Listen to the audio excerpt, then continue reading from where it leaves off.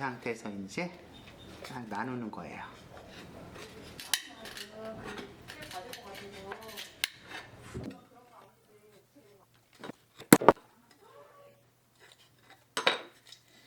짠! 이렇게 하면서 나눠진 거예요. 이 상태에서 이제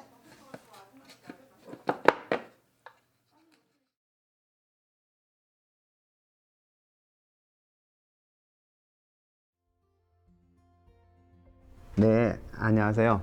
저는 금천구에서 소목을 하고 있는 심상무입니다.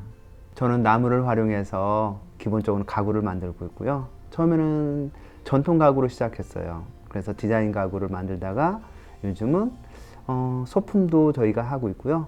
이왕이면 그 누구도 하지 않는 심상무 스타일을 표현하고 있어요.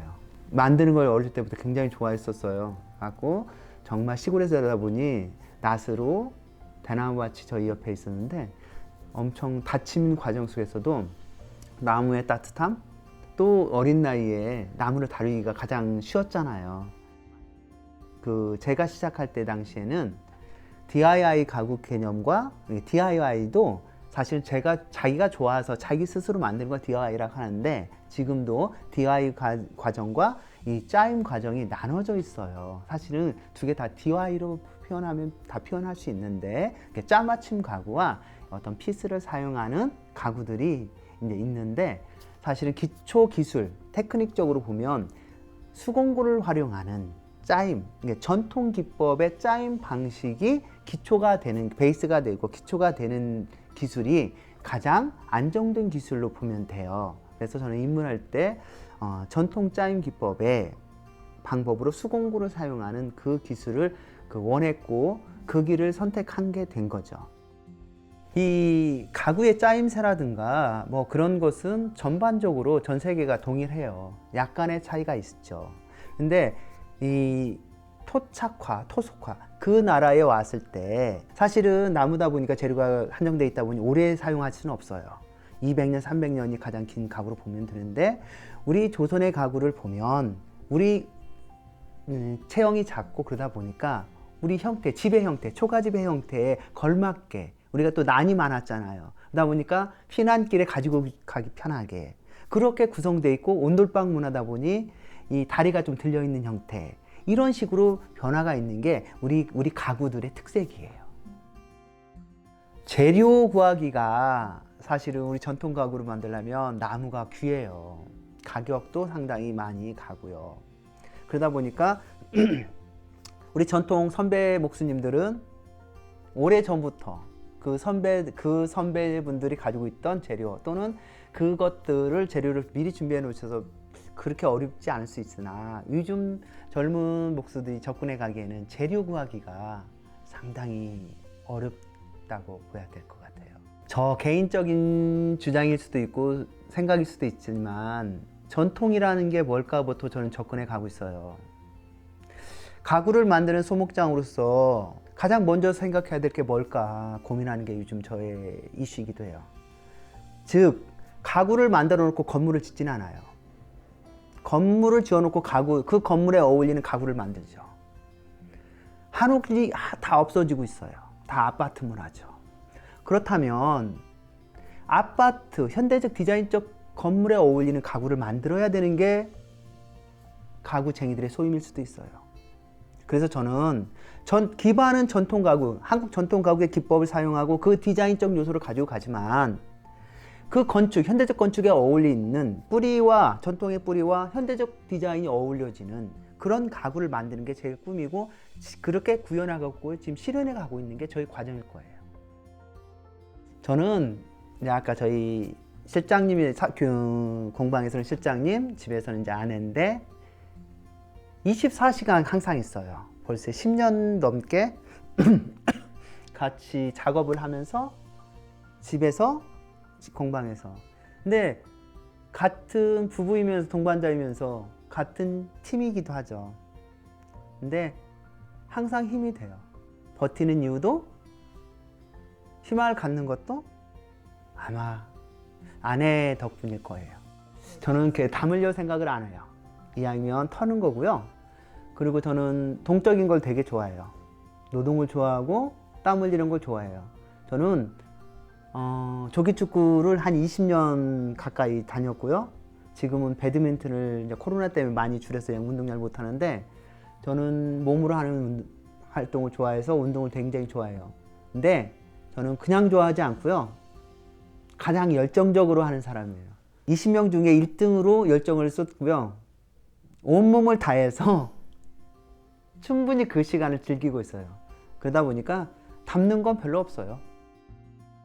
사실 제가 이 길을 걸으면서 결혼하고 본격적으로 이 길을 걸으면서 월 수입이 제로일 때도 많았어요. 그리고 지금까지 저는 모든 분들이 저를 보는 분들은 웬 자신감이라고 해요. 요즘은 저보고 광채가 또 보인대요. 그런데 사실은 저는 항상 꿈을 꿔요.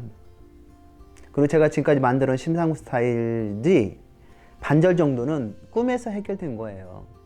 항상 고민하고 연구하고 고민하고 자면 새벽녘에 비몽사몽간에 많은 것들이 이루어졌어요.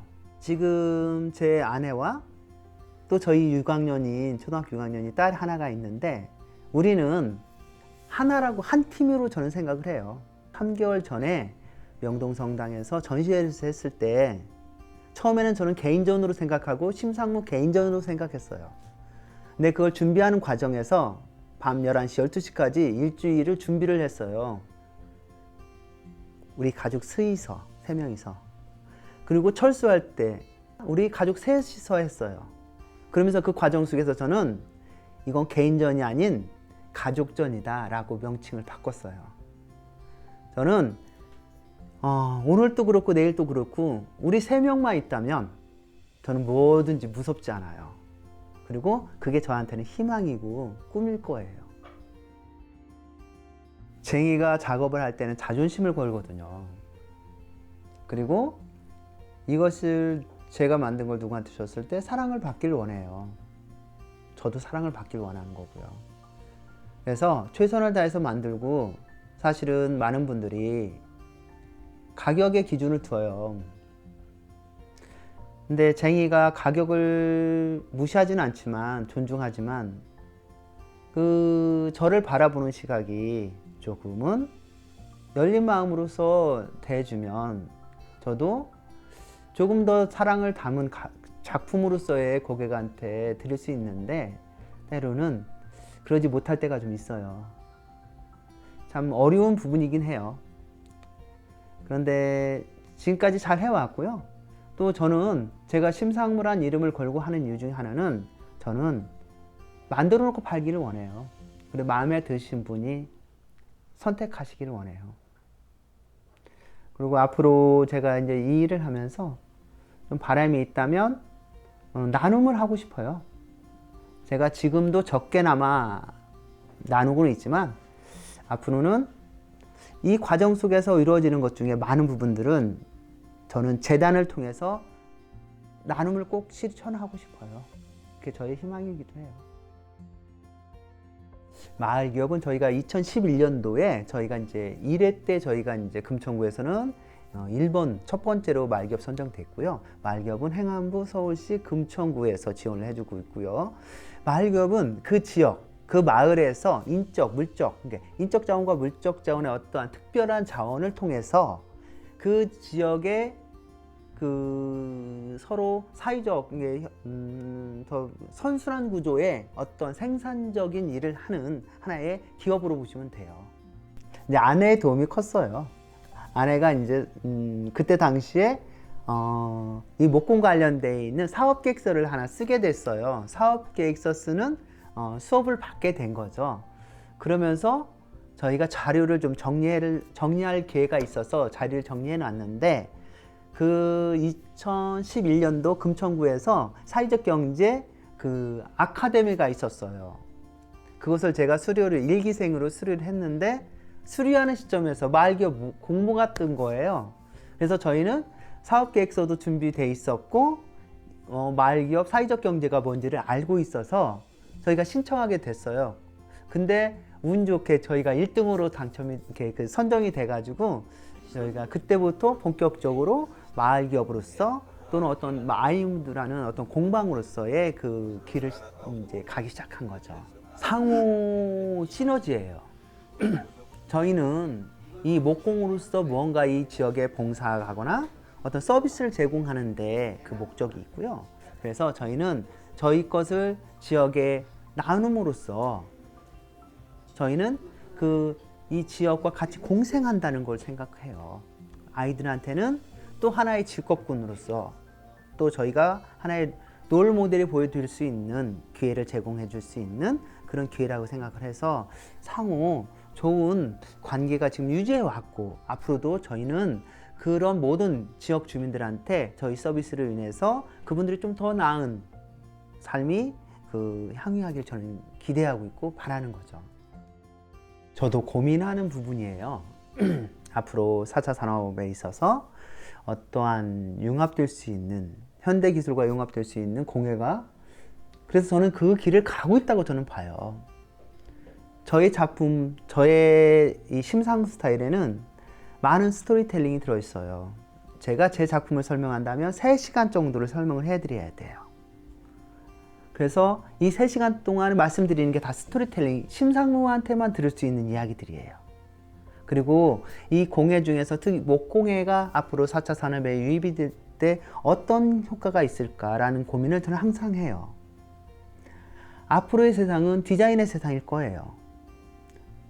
IT 쪽으로 가든 어느 쪽으로 가든 이 디자인은 디자인일 수밖에 없어요. 예쁘져야 되잖아요. 거기에 나무라면 따뜻한 나무라면 더 예쁘잖아요. 그래서 우리나라의 소득이 높아질수록 공예 산업은 더 발전해 갈수록 나무에 대한 메리트는 더 강할 거예요. 적어도 지금에서는 이 시점에서는 어느 수준에서 우리나라가 어떻게 보면 공예인들이 많이 힘들 수 있으나 이 위기를 잘 견디면 버티면 그분만의 색깔을 가지고 있는 분들한테는 반드시 기회가 반드시 오리라고 저는 봐요. 그게 보이기 때문에 저도 오늘도 계속 노력해서 가는 거고요. 향후 4차 산업 그 이상의 가치를 가지고 있을 준비를 사실은 각자가 해야 돼요. 기회가 왔을 때 기회를 잡기 위한 노력은 각자의 몫이죠. 저는 창조죠. 나는 나를 알기 때문에 행복하고요. 내가 뭘 해야 행복한지를 저는 알아요. 본인을 알 수 있는, 본인을 배우는 기회를 꼭 가졌으면 좋겠어요. 그러면 실패하지 않을 거고요. 행복의 길도 스스로 알게 될 거예요. 그러면 매 순간 슬픈 일보다 행복한 일이 더 많아질 거예요. 저는 나눔하고요. 네. 그리고 도구를 사용한다. 도구를 사용해서 결국은 저는 나눔을 하고 싶은 거예요.